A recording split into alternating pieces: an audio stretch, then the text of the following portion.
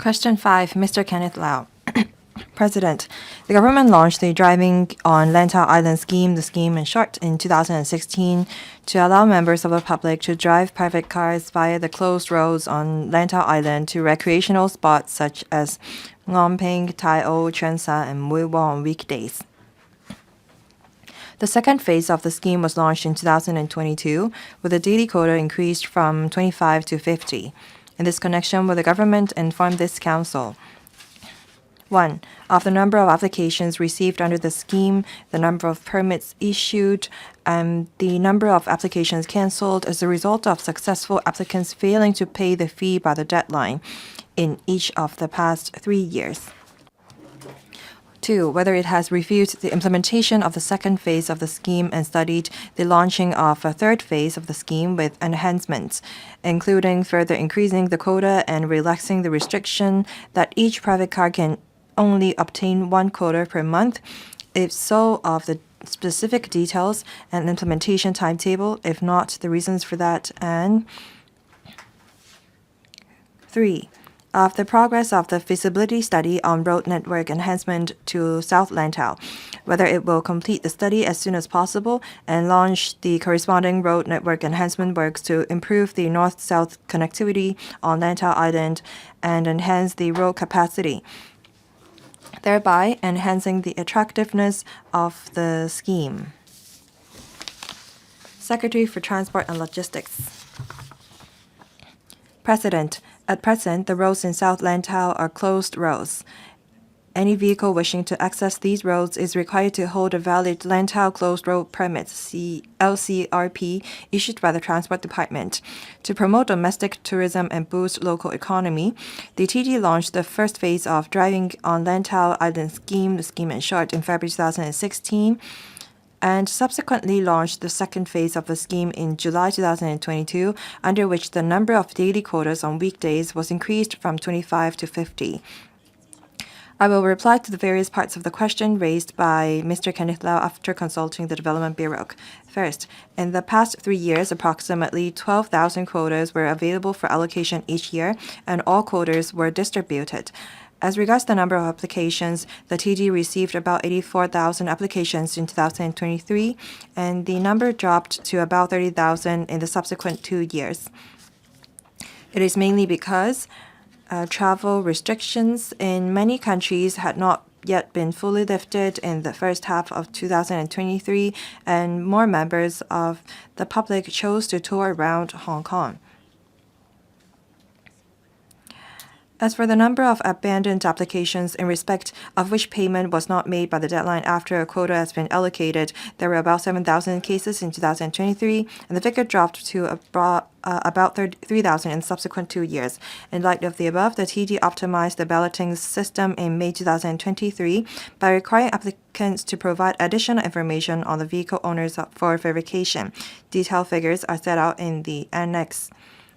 Second, it is noted that the number of applications has remained high, reflecting the public's continued demand for driving to South Lantau.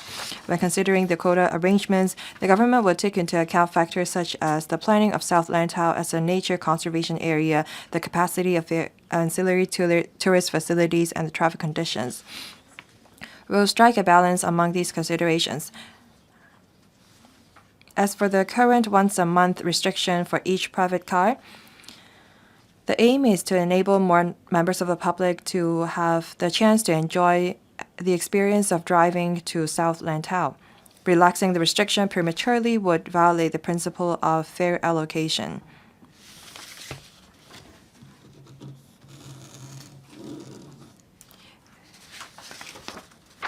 The government encourages members of the public to use public transport to visit South Lantau. Currently, there is a comprehensive public transport network serving South Lantau, comprising 13 franchised bus routes, 4 ferry routes, and Lantau taxis. The TD also allocates 40 quotas per day for coaches to go to South Lantau. At the same time, the TD has actively coordinated with the franchised bus operator on Lantau Island, which is expected to launch a dedicated tourist service featuring open-top buses by the end of this year with a view to further promoting tourism by public transport.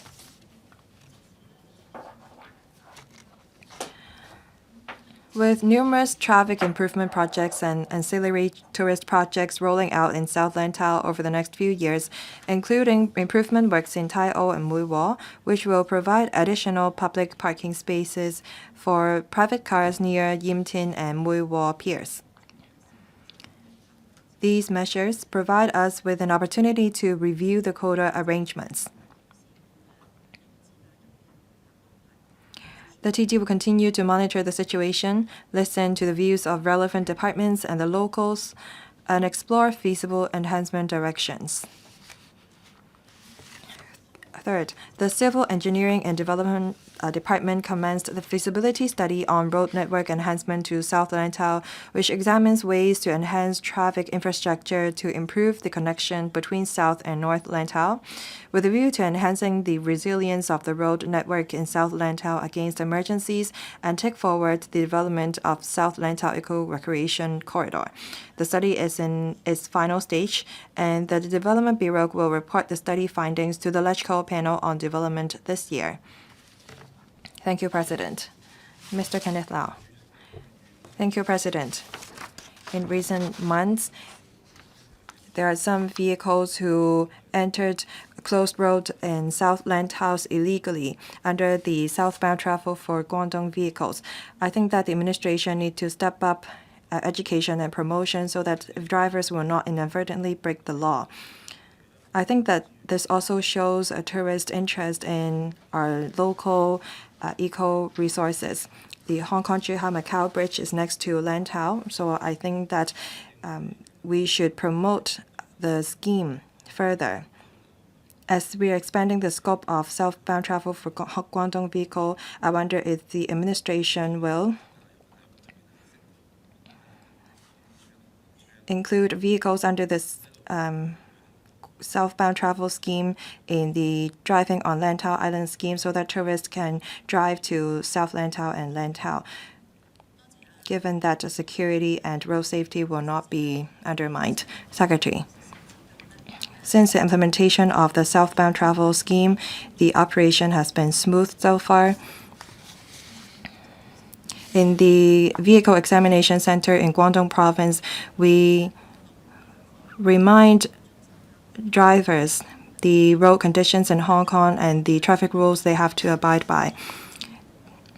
There are some cases where drivers entered closed road in South Lantau. We have referred the case to relevant departments and bureaus for follow-up, and we did act in accordance with our management rules.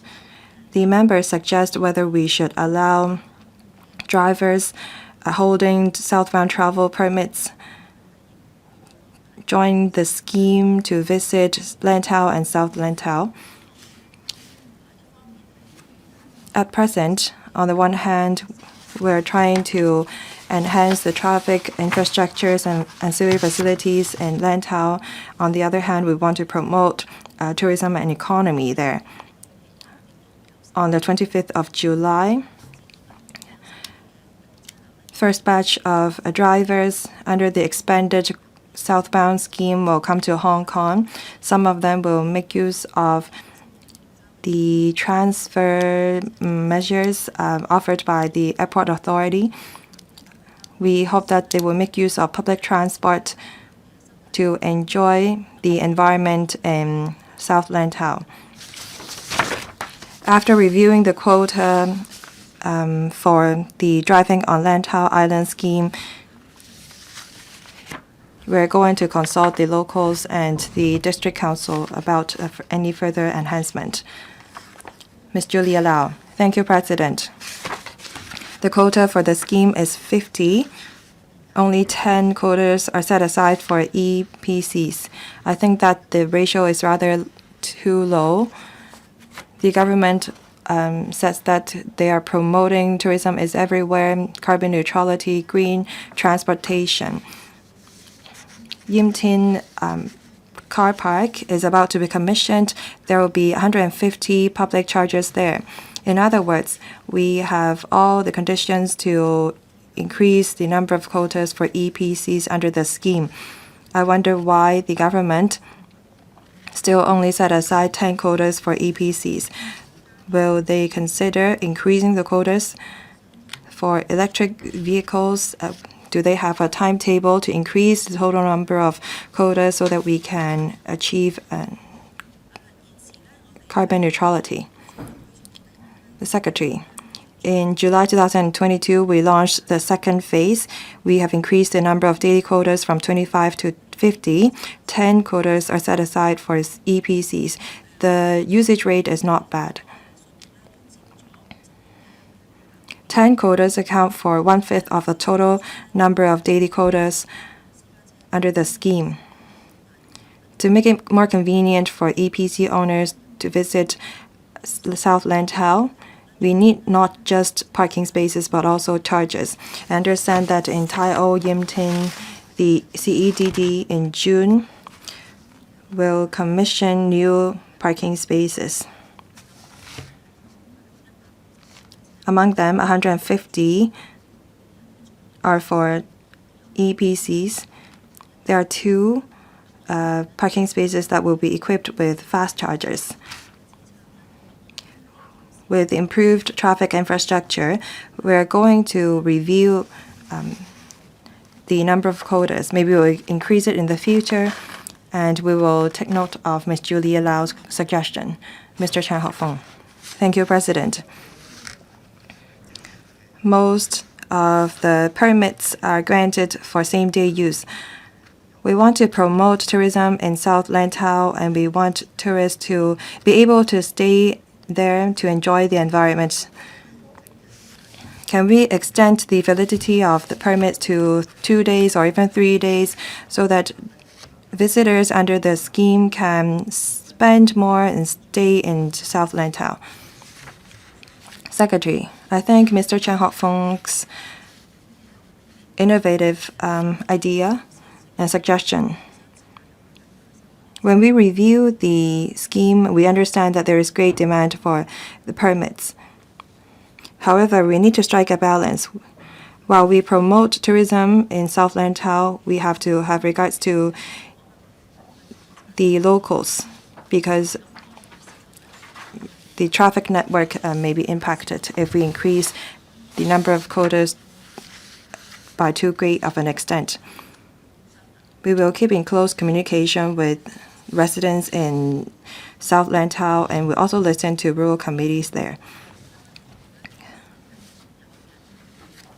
Mr. Chen suggests us in extending the weekday quota permits validity to weekends. Currently, drivers under the scheme can only visit South Lantau during weekdays. As to whether or not we should extend the validity of the permit to weekends, we will look into it as we review the scheme. Ms. Vivian Kong, thank you. As we are promoting the South Lantau Eco-Recreation Corridor, I wonder how the administration strike a balance between conservation, increasing the capacity and the carrying capacity of the roads. I wonder if the government will increase the number of quotas for coaches so that we can promote tourism by public transport. Secretary, the scheme is mostly for drivers of private cars. All along, we encourage visitors to visit South Lantau in groups by taking coaches. The CEDD is going to commission additional parking spaces. In Tai O and at Muiwa waterfront, we're going to have new tourism and infrastructure facilities. For Tai O, we have sufficient and ample parking spaces. Given these conditions, we're willing to work with the members and the tourism trade to see if there is room for us to make any enhancement. Mr. Chen Pok Chi, most of the parking spaces in Tai O and Yim Tin are metered parking spaces. This makes it more convenient for the tourists and increase the turnover of the parking spaces. However, residents find it difficult to identify parking spaces, as the government is inviting tenders for operation of the parking spaces. What consideration will they take into account?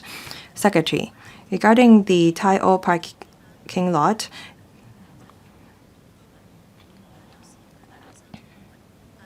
we're going to reprovision 30 parking spaces. On top of that, we're going to provide an additional 120 spaces. This will meet the needs of both the locals and visitors. Mr. Chen made a very good point. The parking spaces in the car park will be metered once. With the parking meters, the operators will be able to monitor the usage situation and to prevent any abuse, in the sense that drivers park their cars at the parking space without topping up the meters. I think that this will facilitate our discussion with the tenders so that we can set standards. Ms. Judy Chan, President, I'm no longer a driver. I hope that we can enhance the feasibility of quota allocation so that more people can enjoy the blue and green resources in South Lantau. I also support promoting tourism by public transport. Secretary, you mentioned that we are going to improve the traffic infrastructure in South Lantau, but in the reply, you only mentioned about parking spaces. Next to many bus stops, there's no pavilion. Even when there is one, is not managed and full of weed. Is there any resources for us to improve the appeal of our bus stop? Secretary, thank you. You can ask your family members to apply for the permit under the scheme. I agree that we need to promote tourism by public transport. In Hong Kong Island and in Kowloon, we see franchise bus companies opening up tourist service routes featuring open-top buses. This is very popular among people on the social media, and many tourists and locals took these buses to go around Hong Kong. The franchise bus operator on Lantau is going to launch a dedicated tourist service featuring open-top bus by the end of this year as well. There are some places in South Lantau that are rather remote. Sometimes residents place their chairs next to the bus stops to wait for a bus. I thank you for your suggestion. I hope that when the franchise bus operator launch the dedicated tourist service, they will take into account the ancillary facilities. For the route going from Tung Chung to Ngong Ping or the Big Buddha, along the route, they will stop by some tourism hotspots. Maybe they will improve the design of the bus stops along the way to attract people to take photos of them and put them on social media. I think that this is a great suggestion. Thank you. Mr. Yu Paklan. Thank you, President.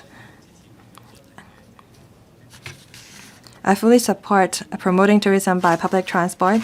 However, I hope that the government will also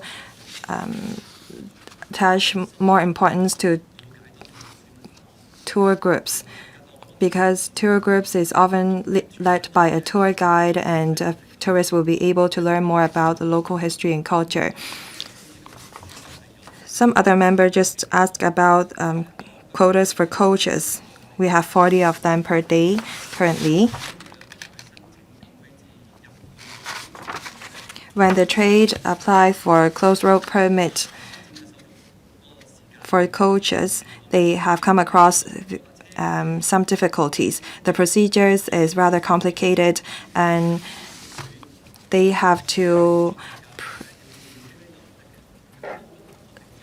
provide the name of the driver and the registration mark of the coach in advance. And when they want to switch a coach, it's very complicated. And I wonder if the government will relax such restrictions, and if the 40 quotas have not been exhausted, will the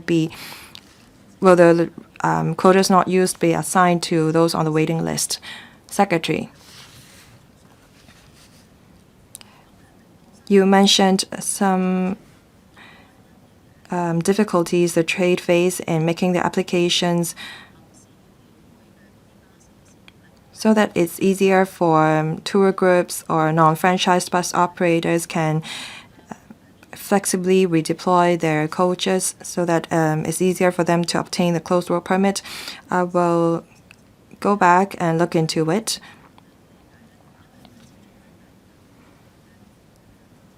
Roads in South Lantau are rather steep and they're rather narrow, and they're all closed roads. We do need to have this mechanism. As to whether or not we can digitalize the system, we'll look into it. If we can collect information of the registration mark in advance, then we can make preparation. We can print it on the permit, but I note your suggestion. Đặng Nghị員 Last question seeking an oral reply.